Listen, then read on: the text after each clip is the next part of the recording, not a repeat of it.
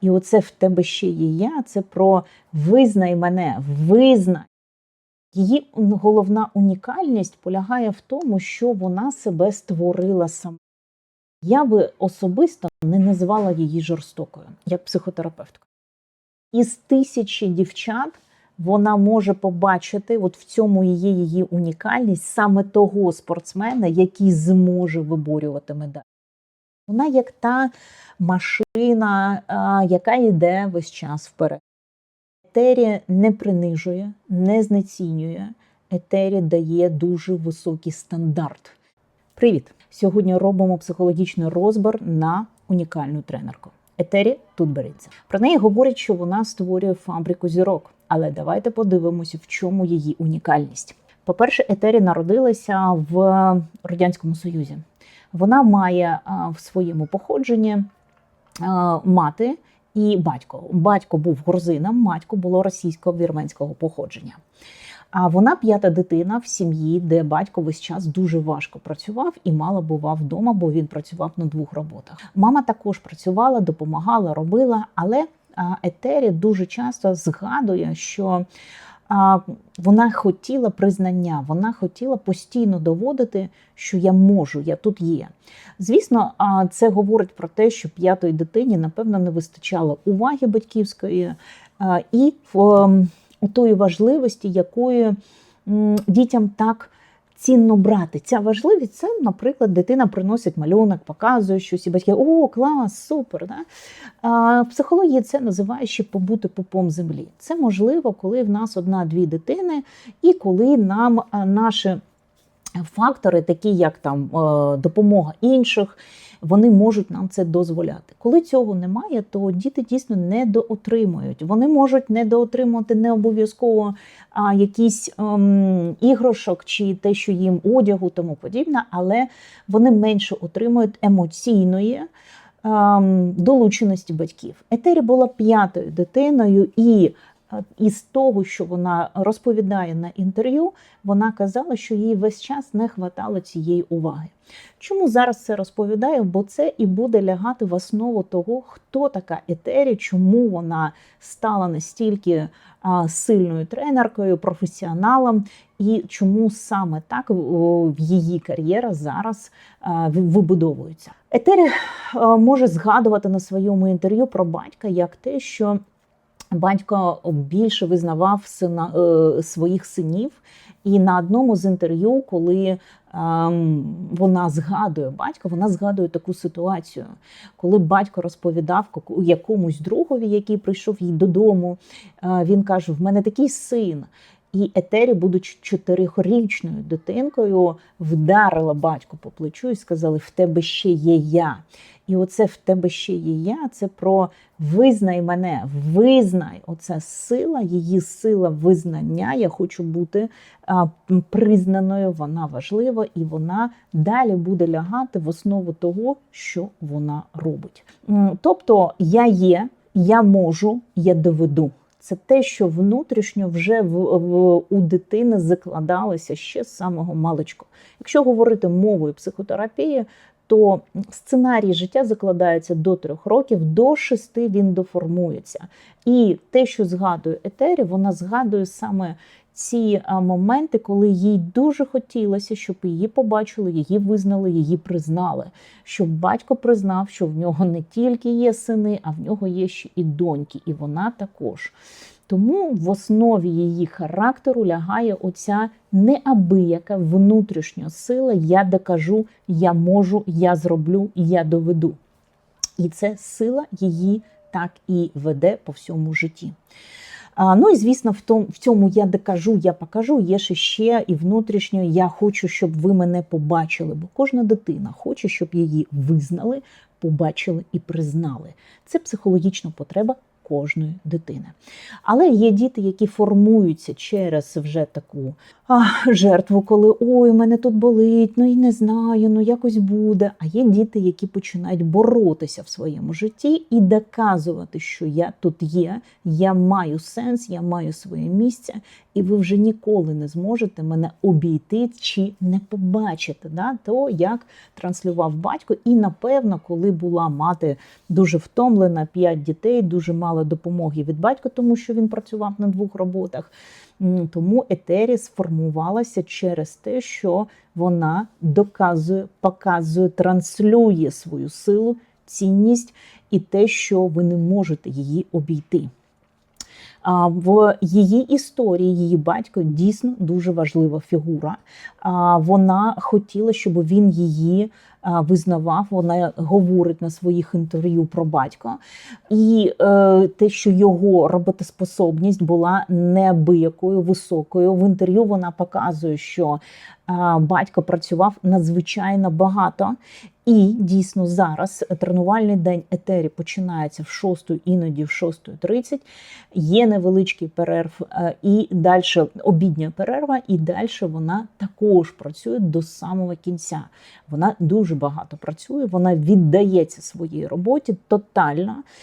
Вона має дорослу доньку, але в неї немає, наскільки це із інтерв'ю, із того, що я знайшла в інтернеті інформацію, в неї немає сім'ї, і вона тотально створила своє продовження, свою сім'ю також через свою роботу. Але оцей паттерн багато працювати вона взяла від батькові. Тобто, що працювати багато – це норма. Втомлюватися – це норма, терпіти – це норма, зробити необхідно все від мене, щоб був результат – це норма. Це для неї як нормальне сприйняття. Вона не внутрішньо не зчитує це, що вона страждає, що вона щось робить не так, що от тут я зараз багато попрацюю, а потім я буду відпочивати. Ні, це стиль її життя. Тобто вона такий трудоголік, який живе саме на льду.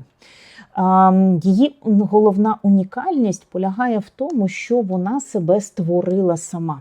Тобто змалечку вона виховувалась, я докажу, я покажу, я зможу. Це її внутрішній такий стан, який її ввів.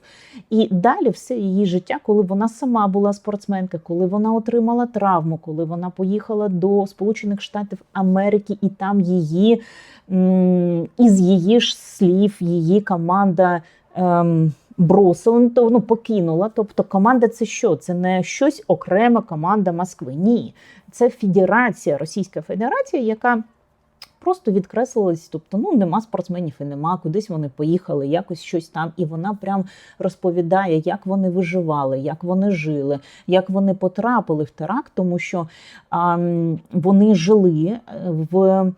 як вона розказує, якийсь гуртожиток для пожежників, і саме там, недалеко від цього гуртожитку, був теракт, взорвалася бомба, і вони також потрапили під наслідки цього теракту.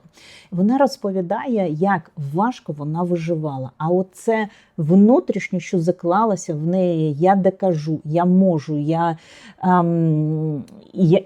я це зроблю, незважаючи ні на що. Тобто закладання того, що батько, ти мене не бачиш, але я себе покажу. Оця неабияка сила їй допомогла пройти свою травму, після якої вона вже не змогла як спортсменка відновитися, одиночниця в фігурному катанні, і вона спробувала себе в парному.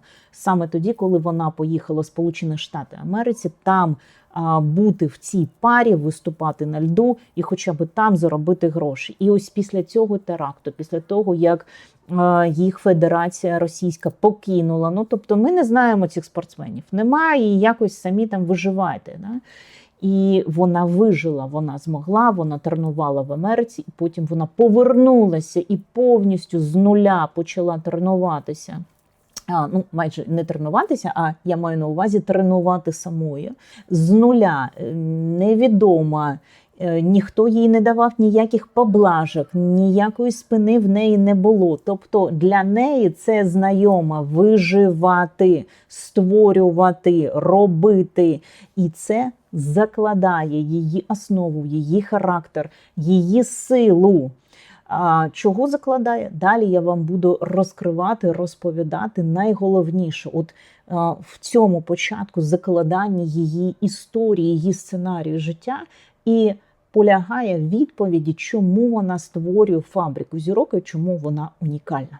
І зараз ми підходимо саме до цієї унікальності, тому що багато спортсменів, багато інших людей називають її жорстокою. Хочу одразу сказати, що жорстоких тренерів дуже багато.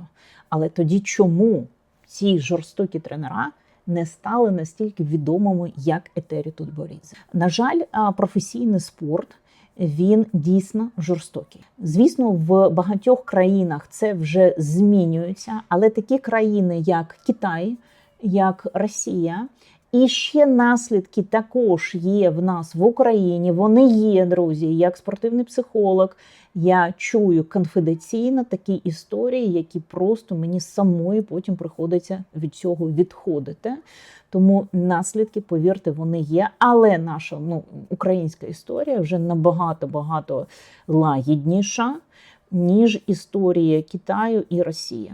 В цілому в Європі вже не може тренер там накричати, бути настільки жорстоким, бо є багато різних правил, із-за яких тренер просто він буде лишатися своєї ліцензії тренерської, тренера бояться, і вони вже себе так не поводять.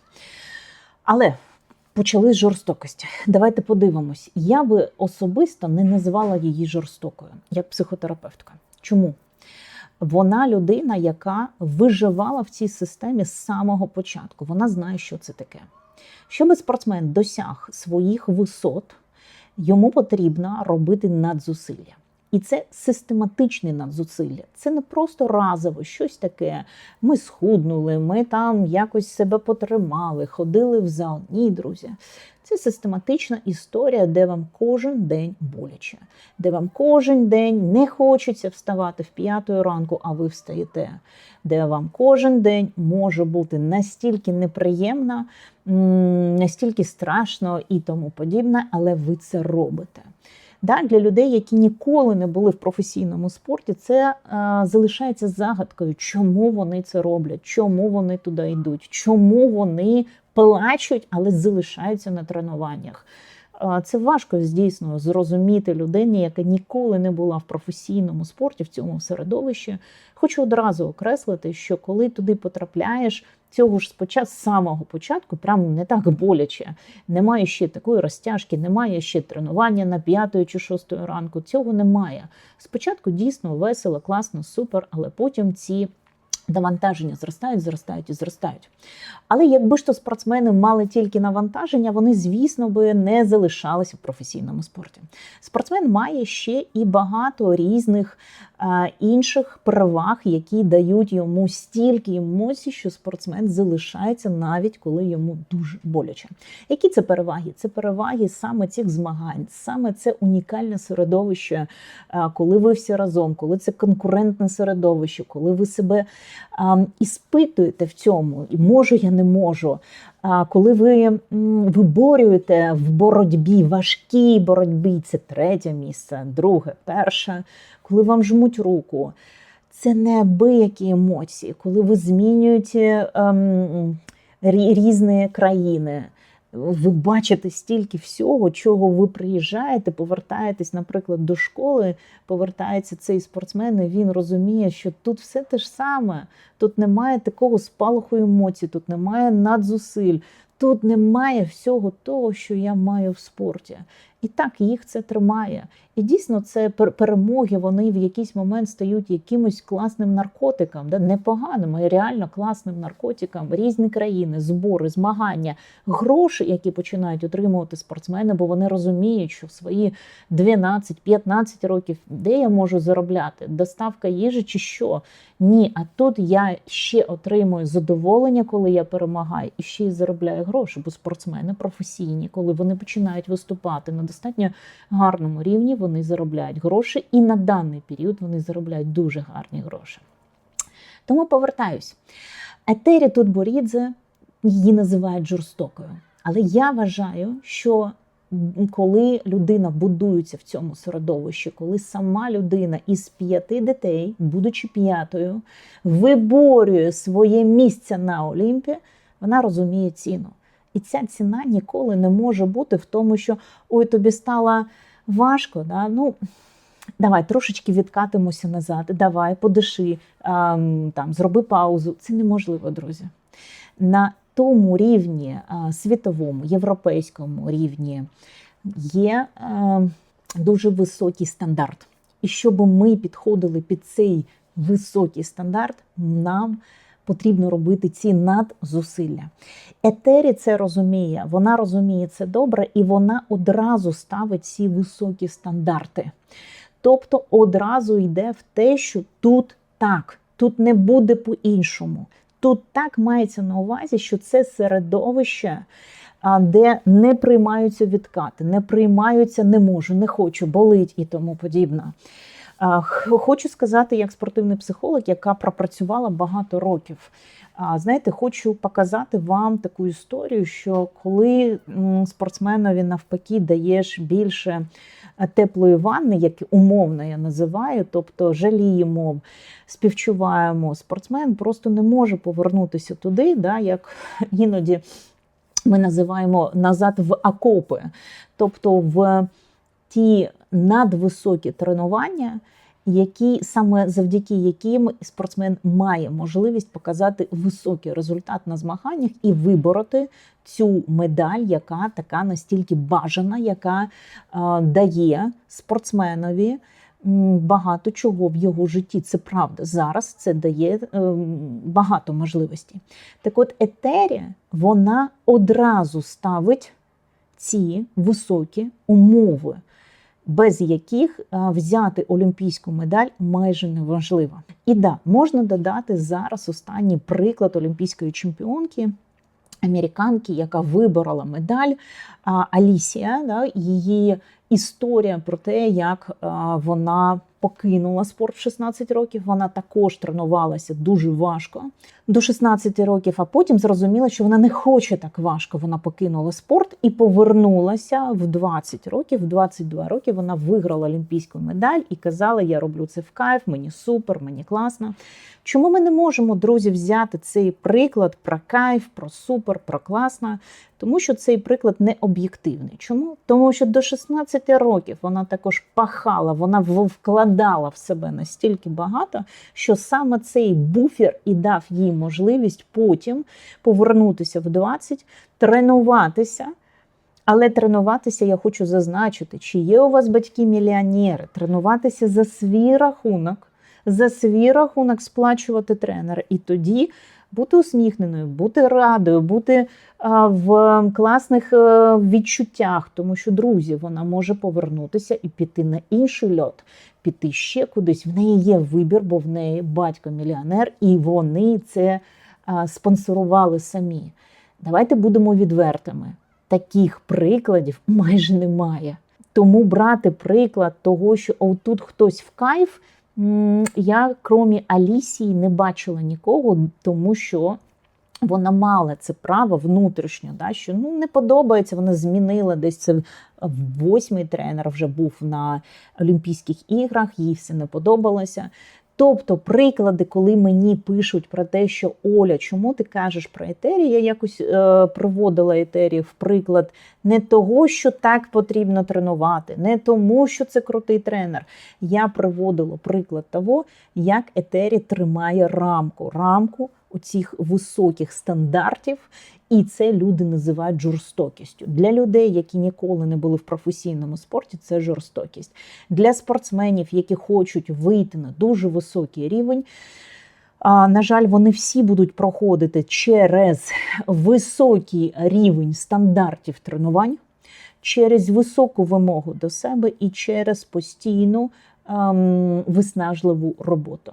Без цього не буде результату. Етері це знає ізначально. Вона сама продукт цієї історії. Тобто вона знає, як фігурне катання створено. І вона одразу робить високі стандарти. Тому я вважаю, назвати її жорстоким тренером, це не зовсім, як по мене, психологічно буде вірно. Її називають жорстоким тренером люди, які ніколи не були в професійному спорті. Тому що в професійному спорті є ще більш жорстокі тренера. Але її сила і ще і унікальність є в іншому. Оце, що мене більше за всього вразило, коли я шукала інформацію про етері. І тут найцікавіше навіть для мене, як спортивного психолога. Етері серед багатьох дітей бачить саме тих, не тільки антропометричними даними, які мають антропометричні дані, а саме тих дітей, які можуть психологічно бути дуже довго на високому рівні і витримувати такий неабиякий натиск. Що хочу вам показати? Вона сама така неймовірно сильна внутрішньо, яка буде вигризати життя, вигризати своє місце, вигризати свою силу. Я тут є, я це покажу. Вона бачить саме цих дітей. В чому унікальність? Друзі, в минулому я професійна спортсменка. До чого тут етері, тут я. Зараз я вам покажу. І я мала дійсно сильний характер. Але не завжди сильний характер, сильна психіка – це означає, що у вас будуть медалі. Вам ще потрібно, щоб всі фактори склалися. І тренер, і правильно поставлена техніка, і забезпечення, і багато різних факторів. Так от, коли я вже потім закінчила свою кар'єру, почала іншу кар'єру, будучи психотерапевтом, працюючи психотерапевтом, я почала ще навчатися на спортивного психолога і паралельно працювати як психотерапевт і спортивний психолог. І до мене почали звертатися спортсмени. З одною частиною спортсменів мені було просто супер класно працювати, а з іншою частиною, навіть будучи психотерапевткою, я просто була внутрішньо в ступорі. Так, я відпрацьовувала консультацію, але в ступорі від чого?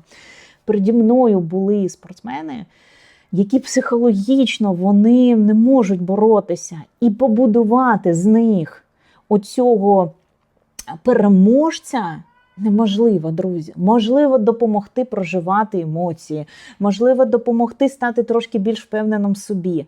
Але чи дитина прийшла в цей світ і в перші роки свого життя, це ж і є сценарій по Еріку Бьорну, сценарій переможця, сценарій програшу і гамортичний сценарій, це трагічний сценарій. Трагічний – це рання смерть від хвороби, автокатастрофа, авіакатастрофа, алконарка, от щось таке, да, оце все трагічний сценарій, да, і багато різних факторів сюди входять.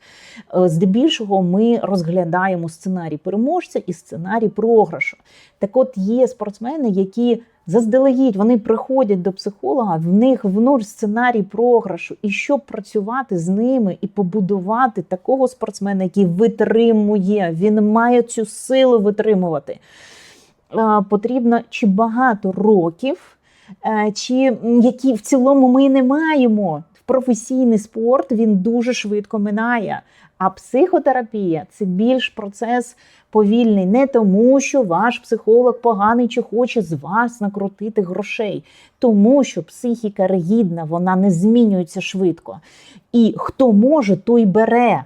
Ви думаєте, не хоче психолог, не хоче спортивний психолог собі в копилочку покласти, що ось тут в нього олімпійський чемпіон. Всі хочуть, всі хочуть швидко дати, і, до речі, це дуже цікаво, ніж дуже повільна робота. Це, звісно, говорю вам, як практик, цікаво працювати, коли ти щось даєш, твій клієнт бере це, використовує у вас у разок результат, вдвох результати, ви такі, класно, це ж енергія.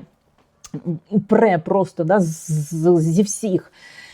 Так от є спортсмени, які не будуть вони психологічно боротися, не будуть, вони будуть віддавати фінал свій, вони будуть віддавати свою перемогу, тому що внутрішньо вони дуже такі, вони хто тривожний, хто чутливий, хто емпатичний занадто, да? Як одна дівчинка каже, мені важко боротися, бо мені так жалко мою суперницю. Класна дівчинка і має класні фізичні дані, але повірте, психолог не зробить зі спортсмена, от з такої чутливої дівчинки, от такого матьорого волка, переможця, який буде терпіти, який буде проходити. Це потрібно ще і народитися. Я не хочу сказати в якійсь ідеальній сім'ї. На жаль, найчастіше навпаки це дуже буває, ще й в деструктивній сім'ї народжуються такі діти, бо в них є ця сила боротися. Це як той сорняк, який виходив із-під землі, не просто класного ґрунту, а із взагалі десь кирпичей, а цей сорняк виходить все одно, як етері, вона знаходить, вона має неабиякий талант, унікальність бачити серед тисячі дітей, саме тих дітей, які психологічно, от саме вони будуть боротися. Знаєте, наш приклад, такий український приклад, це Яна Клочкова. Я навіть не знаю, хто колись зможе побороти всі рекорди, всі здобутки Яни Клочкової в плаванні. І колись Кожух, царство небесне йому, український тренер, да, і Яну Клочкову, Ніна Федоровна Кожух тренувала, подружжя, і її чоловік. Так от, колись її чоловік, Кожух, він побачив Яну серед інших дівчат. Він підійшов до своєї жінки і сказав: бери ось цю. Яна ще була маленька, вона просто була маленька. Її називали молекула. Маленька, худенька, чернавенька, дівчинка красива. І тоді Ємельянич, його так всі називали тоді ще, він сказав: ні, ви не розумієте. От саме з цієї дівчинки буде олімпійська чемпіонка. Саме з неї. Знаєте чому? Не тільки тому, що ця дівчинка високо лягала на воду, це дуже важливо, антропометричні дані, наскільки спортсмен високо чи низько лежить на воді. Він побачив оцей характер в цій дівчинці, і це правда. Яна мала цей характер переможця, коли вона боролася, вона вигризала цю перемогу. Так от етері, будучи самою такою, яка вигризала своє місце, під сонцем вигризала, знаєте, це не жорстокість. Я думаю, що багато людей, які мене почують, вони ніколи не були в професійному спорті, скажуть: Боже, що вона несе? Але розумієте, медаль, вона виборюється. І саме той спортсмен, який внутрішньо є моє, я не віддам, оце і називається вигризати. Це не щось погане. Напевно, в житті таку людину можуть назвати якось наглою чи щось ще, але спортсмени так не ведуть себе в житті, щоб щось тут моя парковка чи щось. Ні, вони себе так не ведуть. Мається на увазі мати цей внутрішній ресурс, сили, здоровий гнів, забрати свою медаль, тобто вона моя. І оце я називаю вигризати, друзі, а не щось нагле і тому подібне. Так от, приклад з Яною Клочковою, так приклад з етері. Із тисячі дівчат вона може побачити, от в цьому є її унікальність, саме того спортсмена, який зможе виборювати медаль. Повірте, це унікальність. Вона ж не психотерапевт, не психолог. Да навіть психолог, він не приведе цю дитинку до психолога, він не скаже, вона от унікальна чи ні. Це унікальність тренера. Таких тренерів дуже мало. Здебільшого, що ми маємо серед всього світу? Коли спортсмен має якийсь талант, дійсно, здібності, талант, і цей спортсмен, він готується до змагань, він прогресує, і він займає якісь місця. але часто психологічно він слабкий, він не підходить під професійний спорт. Він доходить чи вона до якихось висот, а далі на елітному світовому рівні вони пасують. Вони уходять у ці, а напевно хтось краще, а може я не такий, а може щось зі мною не, а може мені самооцінку потрібно якось з нею попрацювати. Одразу хочу показати вам рівень спортсменів, які ізначально, коли їх відбирають, вони внутрішньо, в них є навпаки страх програти, як я програю, як я хочу вигравати, чому зі мною. Да? От тут є зовсім інша сторона. Один спортсмен тривожний, він більше думає, напевно, хтось сильніше за мене. І такому спортсмену, навіть працюючи зі спортивним психологом, не завжди зможуть бути якісь якісні зміни. Тому дійсно класно, коли ми відбираємо спортсменів, які ще мають здібності психологічні. Мало хто із тренерів може бачити ці здібності психологічні. Навпаки, дуже часто тренер помиляється, він думає, що це можна напрацювати завдяки роботі з психологом. Друзі, це неможливо напрацювати. Можливо трошки допомогти, смягчити це внутрішнє сприйняття цієї болі після програшу, смягчити якісь болісні почуття, але допомогти вибороти цю струну, оцю силу неможливо. З цим дійсно потрібно не просто народитися, а ще потрапити в таку сім'ю. Вона може бути різною. Від класної, такої емпатичної, до деструктивної. І там дитина завдяки цьому бунту зростає. Однакової відповіді немає, в якої сім'ї ця дитина потрібно прийти, народитися цій дитині. От унікальність етері, вона одразу бачить цих дівчат. І коли вона їх набирає і створює такі умови високої конкурентності, умови одразу високих вимог, то ці дівчата витримують. Ще раз хочу сказати, вони витримують. Тому що тренерів, які одразу створюють умови сильні, жорсткі і тому подібне, їх багато. Але ці ж умови не кожен спортсмен може витримати. Тільки ті спортсмени, які внутрішньо бунтар, я хочу, це моє і тому подібне, він може витримати ці умови. Як це було у етері, да? Ліпецька, Медведєва, Загітова, Трусова, Щербакова, Валієва.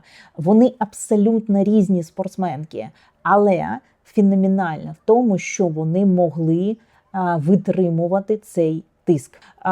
Далі, етері все одно може бути різною, і етері намагається знайти підхід до кожної спортсменки. Тобто, з одного боку, вона така, яка є, пряма, сильна, одразу ставить дуже високу планку. Тобто, дівчата пригають в неї четвірни, це нормально постійно пригати на тренуваннях четвірни, що люди роблять там на змаганнях, чи коли вони підходять до змагань, то у етері ці тренування вона вкладає в дівчат це як нормою. При цьому, що має етері? Вона все одно бачить кожну дівчинку і вона намагається до кожної з них підходити по-різному. Вона має цю унікальність дивитися, хто яка.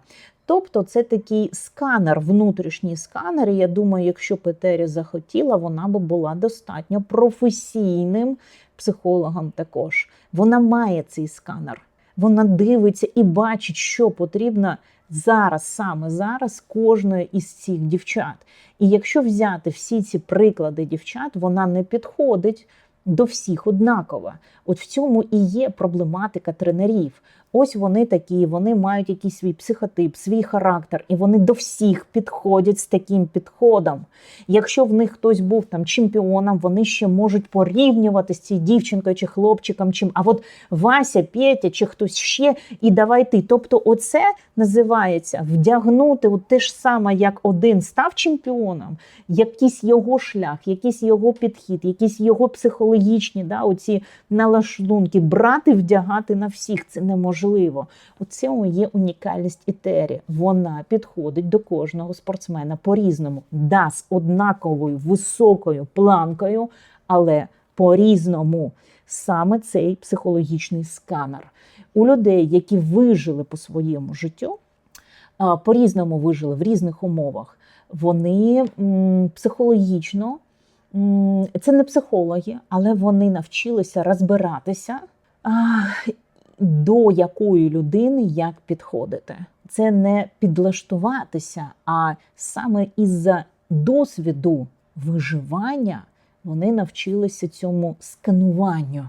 До речі, у дітей-алкоголіків, які були достатньо бунтівні батьки, вони мають цей сканер. Яка мама сьогодні прийшла, як папа дихає, неймовірний і сканер. Далі вони це зчитують. І от у етері був свій сканер, і вона підходила до кожного спортсмена, до когось через холод, до когось через те, що вона більше спілкувалася, до когось ще більшими вимогами, до когось трошки менше, більше, поблажок. Вона знала, як до кого підійти. Ще її унікальна сторона. Вона розклала цей від спорту на составляючі. Тобто вона подивилася, що, наприклад, стрибки – це біомеханіка. Вона знайшла найкращого тренера, який фізика, біомеханіка, він тренує окремо вводиться. Вона не знайшла найкращого хореографа. Вона в кожній галузі розклала цей виступ на складові. Вона головний генератор цього всього, цієї фабрики, але вона почала брати до себе в команду професіоналів і працювати, і збирати команду своїх чемпіонів саме з професіоналами. Що роблять здебільшого тренера? Вони бояться поділитися, вони бояться, що в них зараз заберуть спортсмена. Вони не дають іншим тренерам заходити в їх команду, не те, що команду, а взагалі в їх роботу. Вони от як курочки кудахтають над своїм спортсменом, не дай Боже, хтось ще зайде. Я хочу одразу сказати, що психологічно це дуже круто, тому що коли ми працюємо тільки з одним тренером, ми занадто багато часу проводимо разом. Люди так не проводять більше часу не з чоловіком, не з жінкою, не з мамою, не з папою, бо це занадто багато. Навіть в житті, наприклад, чоловік і жінка, вони працюють, вони розійшлися, та навіть хтось один з них працює, потім ввечері вони тільки разом. Ночі ми здебільшого все ж таки спимо. Я образно, а тренер і ученик, вони проводять стільки часу разом, що цей тренер стає отут, що цей ученик стає отут. І коли в нас є інші тренера, і ми ходимо до них, це як ковток воздуху. Тому що іноді буває, ми так один одного за стільки років достали, і перед стартами ще цей змагальний внутрішній синдром, страшно, стрес і тому подібне. І це ж все виливається на наші стосунки. А коли ти йдеш до іншого тренера, а вони також всі різні. Ти можеш сказати, я вже там задовбався. Це так важливо учню. І етері це знає, бо вона сама там була. І коли учні це можуть переходити, з кимось поговорити, і це вона створила, знаєте що, не гестапо внутрішньо. Вона створила, що учні можуть посміятися, поговорити, розказати, як їм погано, боляче, попліткувати про етері з кимось, вона це все знає. І повернутися на лід знову, збирати програму. Але унікальність навіть не в цьому. Унікальність, що вона зрозуміла, що потрібно ділитися з іншими фахівцями в цій галузі. Це давно до нас почало приходити з Європи.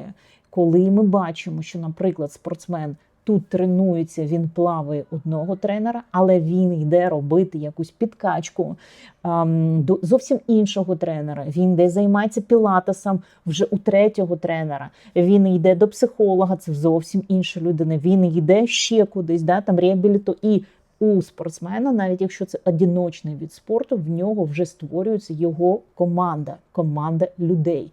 І так спортсмену легше самому психологічно. І от етері змогла це зробити.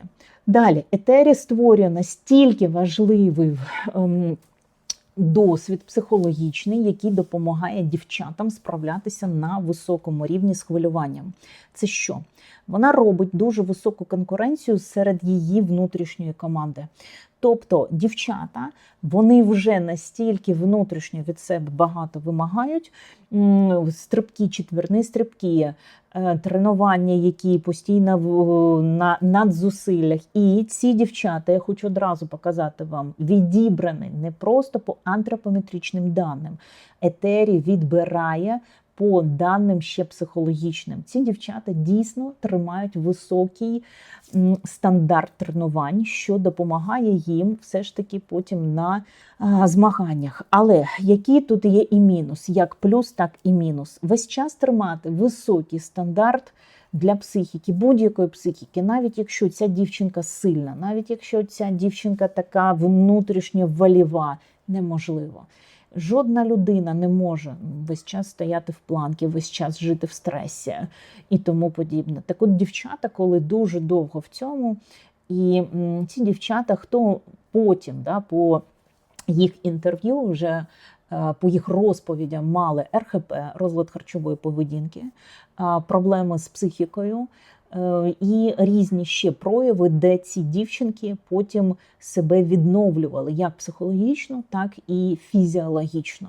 Бо бути весь час на високому рівні, тобто кожен день робити те, що тобі боляче, важко і тому подібне, це потім будуть наслідки на психіку. Ось в цьому є велика річ, але я хочу її і поділити зі спортсменами. Поділити в якому сенсі? Спортсмени ніхто не тримає за руки, за ноги. Яка б не була тренерка чи тренер, не можна взяти і сказати, оце ізверг, він дає дуже високе навантаження. Вже з років так 14-15 кожен спортсмен розуміє, чому я тут, чому я залишаюся і тому подібне. Бо це не грати, це не в'язниця, з якої ви не можете вийти, поки не вийде ваш якийсь срок. Тому я хочу все ж таки поділити цю відповідальність з батьками цих дітей, з вже підлітків, спортсменів і з тренеркою також. Кожен спортсмен розуміє, заради чого він тут знаходиться. І також у етері спортсмени до неї приходили, уходили, але є сильна сторона етері психологічна в тому, що вона не бере особисто на себе програш своїх спортсменів. Вона не топиться в цьому, вона не бере на себе особисто, коли спортсмен її покидає. Як людина, вона проживає це боляче. Вона вміє це не показати, вона вміє бути холодною на обличчя. Але хочу сказати, як психотерапевтка, після всіх переглянутих її інтерв'ю, вона не холодна внутрішньо, вона навчилася так захищатися. Вона так вижила через зовнішній холод. Вона це проживає. Але як вона не ламається в тому, що, наприклад, її спортсменка не виступила, від неї пішла якась спортсменка. Вона дивиться на спортсменів більше не зі сторони людської емпатії і тому подібне. Вона дивиться це як проєкт, як те, що потрібно було ще допрацювати. Знаєте, як у машини, який кубік-рубік ще ось тут не налаштован був. В цілому це дійсно так. Тому що спортсмена, його тренера, його помічники, навіть спортивний психолог, вони його збирають. Це як той інструмент, як та машина Формула-1. Неважливо, який це від спорту, яка повинна працювати на максимумі на Олімпійських іграх, на чемпіонаті світу чи Європи. І на нього дивляться саме з тої точки зору, що нам потрібно допрацювати. Так от етері з часом навчилася не брати на себе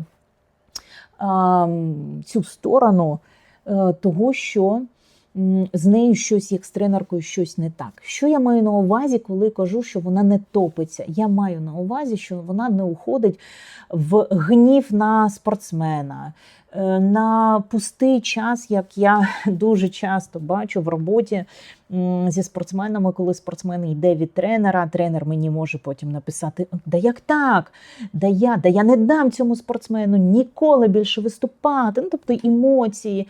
І тренер ще деякий час наздоганяє цього спортсмена, бо тренер упав в відчуття: зі мною щось не так, я не такий. і тренер там топиться, тому цей гнів на спортсмена, чи гнів на іншого тренера, який підхопив, взяв його учня, він неабиякий високий, щоб за рахунок цього гніву вийти з свого «я не окей», коли він впав. Да? Оце «я не окей». До речі, це те ж саме, кажу вам, як психотерапевт, це ж саме, коли в тріугольники, там, коханка чи коханець, чому, наприклад, сторона, від якої пішли, потрібно цього коханця чи коханку, ну, прям взагалі демонізувати. Де просто тому, щоб вийти із цього стану «я не окей», да? Коли людина просто падає в свої самоцінності, це ж від мене пішли. Якщо від мене пішли, це ж зі мною щось не так. І коли людина гнівається сильно на іншого, вона хоч трошечки стабілізує свій стан. Так от етері цим всім не займається.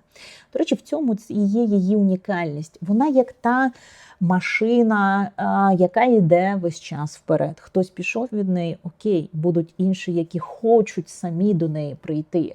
Вона не бере це особисто на себе, що зі мною щось не так. І тому вона не падає, а далі не відбувається того, що їй потрібно стабілізувати свою самооцінку, цими наздогнати і тому подібне. Тому що нікого не можна наздогнати. Це ми втрачаємо свій час. Час з того, що ми могли жити далі, реалізовуватися і тому подібне. Етері не витрачає на це час. Етері дивиться, що було не так зроблено з точки зору цієї механіки, математики і тому подібне.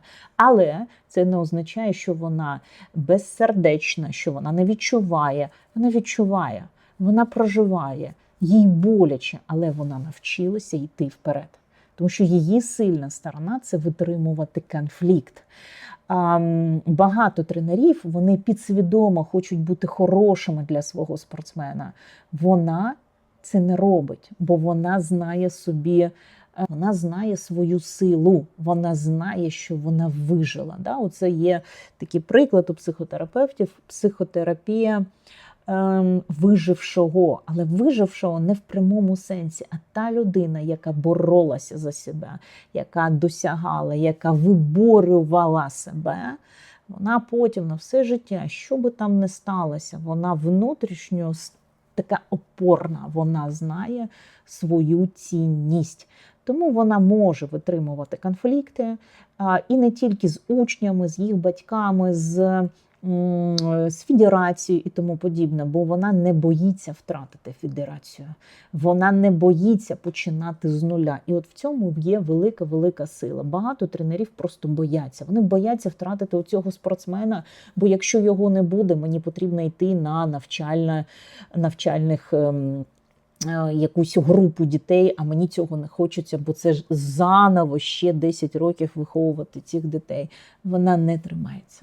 Не тому, що зараз до неї вже йдуть самі спортсменки і хочуть в неї тренуватися, а тому, що вона сама змінювала країни, вона знає, що таке бути своєю і водночас чужою, тому що коли вона була в Америці, вона була чужою. Коли вона в Росії, вона також чужа, вона також, тобто не наша, не руська, вона не своя ніде. І тому вона просто створює свій всесвіт там, де вона знаходиться. І вже під її всесвіт підходять самі ті люди, які хочуть з нею працювати. І, повірте, з нею хочуть працювати. Дійсно. Її слабкі сторони саме в тому, що вона, коли вона створює цю дисципліну, їй дуже важко трошки відкатити, трошки дати більше цій емпатичності. Вона дійсно заходить в цю холодну сторону. Чому холодну? Бо там немає такої межі. Зараз я вам покажу. Коли спортсмену трошечки даєш більше емпатії, почуттів, доброти, то, на жаль, працює так психіка, що вона починає розслаблятися. Так, а там не можна розслаблятися. Це, знаєте, як на війні, коли, наприклад, подивишся фото в окопі, свої жінці, дивишся, клас, супер, сонечками, а тут пулі літають, вибухи і тому подібне. Оцей стан він не може бути там. Так от, на жаль, професійний спорт на тому рівні, я хочу відокремити одразу, хто мене чує, що, о Боже, я свою дитину ніколи туди не віддам. Ну, по-перше, на тому рівні, про який я зараз кажу, чемпіон світу, чемпіон Європи, чемпіон Олімпійських ігор – це 2-3% взагалі всіх спортсменів, які потрапляють взагалі до спорту. Тому віддавайте своїх дітей до професійного спорту, не бійтеся. Єдиниці доходять до найвищого рівня, а сам досвід дисципліни і тому подібне, він дуже класний. Так от, у етері її слабка сторона, що так, вона створює високий стандарт, але іноді буває так, що потрібно зробити півшажочка назад. Вона не може цього зробити, вона не знає цю міру. А де ці півшажочка, а де повний крок, де зараз я втрачу спортсмена. Втрачу, мається на увазі спортсмен. Ой, ви знаєте, де я щось не можу. Ой, де я. Тобто вона дотримує цих спортсменів в такому жорсткому, прям середовище до кінця, і тому дуже часто спортсмен може психологічно бути вразливим саме на змаганнях, бо стільки часу спортсмен тримався. Це, знаєте, як приклади, хто іноді дивиться за фітнес-вумен, бікіні, оці у дівчат, у чоловіків, містер Олімпія, вони ж підводяться до цих змагань, вони сушаться, вони весь час не знаходяться в такій формі, це неможливо. Так от, етері створює ті умови, де дівчата весь час, давайте умовно, в такому сухому м'язовому середі, вони весь час такі, красуні, це красуні класно для нас, але психологічно і фізично це дуже важко. Тому дівчата дійсно покидають спорт взагалі в таких видах спорту, як художня гімнастика, як фігурне катання. Дівчата в 20 років вже покидають спорт. Це дуже рано, це неабияка рано.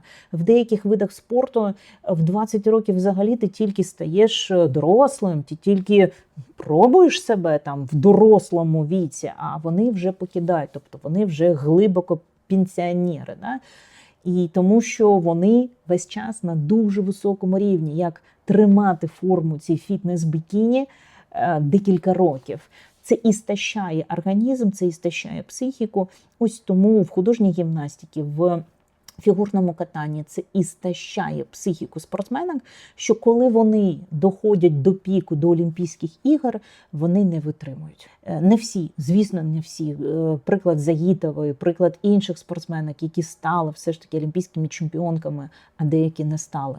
Бо вони просто не змогли. Не тому, що вони слабкі. Якраз етері робить відбір, психологічно вона робить класний відбір дівчат. А тому, що психіка будь-якої людини не створена весь час бути в напрузі. Не створена.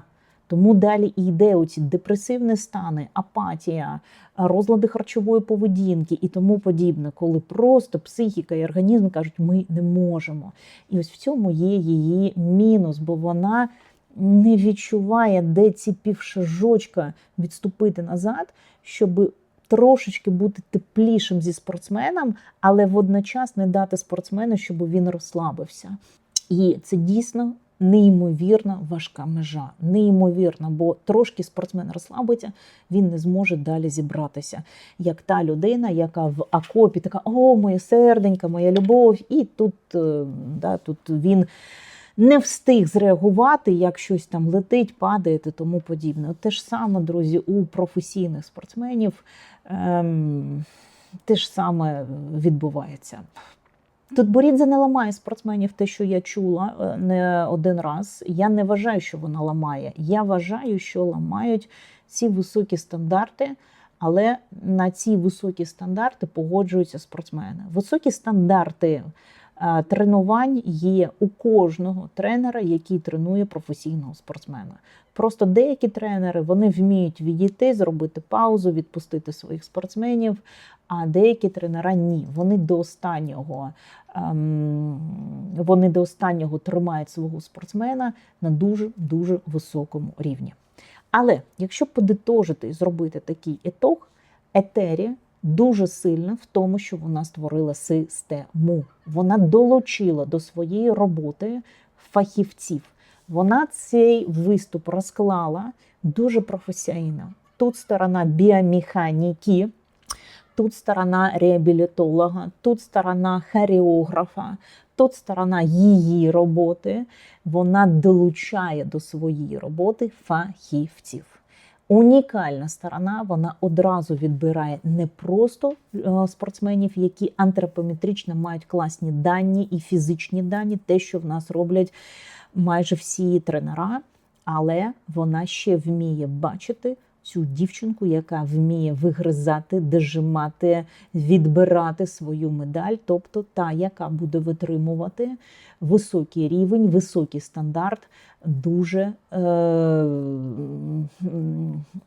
на високому рівні. І від себе ці дівчата вимагають також неабиякі віддачі. Спортсмен, який має слабку психологічну сторону, не може це напрацювати. Вам якийсь фахівець, який би цей фахівець не був, це не він може трошки допомогти, але напрацювати саме цей стержень, він повинен сформуватися у цього спортсмена до 3-6 років. І зробити його штучно, цей внутрішній стержень, можливо, але дуже в довгій психотерапії, регулярній довгій психотерапії, і просто вам не вистачить часу в вашому спортивному професійному житті. Далі, Етері має сильну сторону саме в тому, що вона не бере на себе, що від неї йде учень, саме не бере в тому сенсі, що зі мною щось не так. Вона проживає, їй боляче, вона аналізує, але вона вміє йти далі. Вона вміє виживати, вона не боїться втратити. Саме із-за того, що вона серед своєї нації вона не своя, серед інших країн вона також не своя. І от в цьому вона вижила в тому сенсі, що вона створила всесвіт свій, професійний, з класною командою, але високими умовами. Чи тренує вона правильно чи неправильно, не нам судить, бо ми не на тому рівні і ніколи на той рівень не виходили. Чи жорстоко це? Жорстоко, друзі, це коли спортсменів принижують, б'ють. Це жорстоко, і це просто в моєму погляді і всесвіті. Я вважаю, що їх навіть потрібно долучати до суду, прям таких тренерів, тобто карати їх відкрита через судову систему. Жорстоко давати високі умови? Ні, якщо це з умови і повного сприйняття самого спортсмена і його батьків. Етері не принижує, не знецінює. Етері дає дуже високий стандарт. І в цьому стандарті є високі навантаження, точно так же, як вони є у кожного іншого тренера олімпійських чемпіонів. На цьому все. Далі ми розберемо інших тренерів. Якщо вам цікаво зробити розбір на якогось видатного спортсмена чи видатного тренера, пишіть, я зроблю цей розбір.